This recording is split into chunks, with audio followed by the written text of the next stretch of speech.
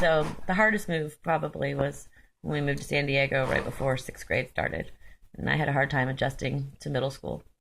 Um, I mostly hung out with the nerds because they accepted me. But in seventh grade, a new girl, Shauna, moved to town.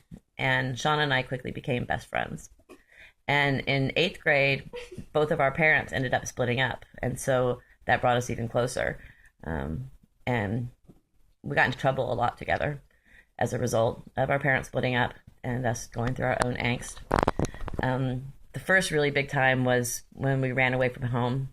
Well, I ran away from home. My mom and I got into a fight, and she wouldn't let me spend the night at Shauna's house, and she left.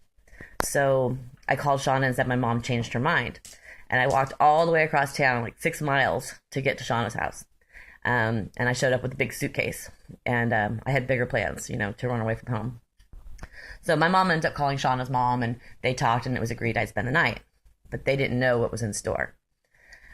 That night, Shauna decides that she's going to run away with me. She doesn't want me to just run away by myself. And she actually had some money, so that was helpful. I had planned on running away to Texas. That's where I was born. And I'd just gotten back from Texas.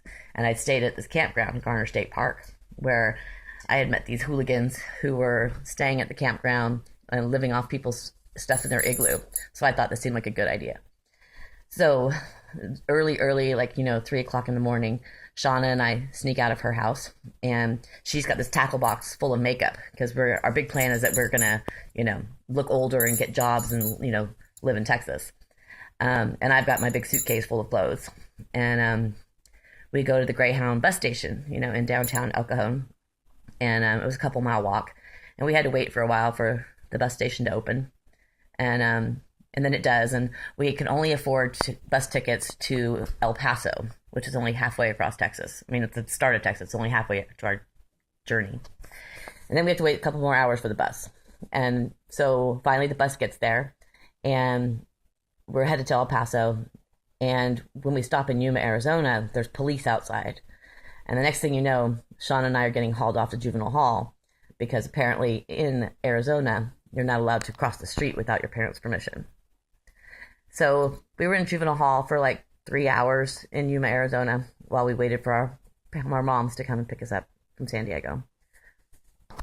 And then they took us out to a nice dinner, and we lived happily ever after.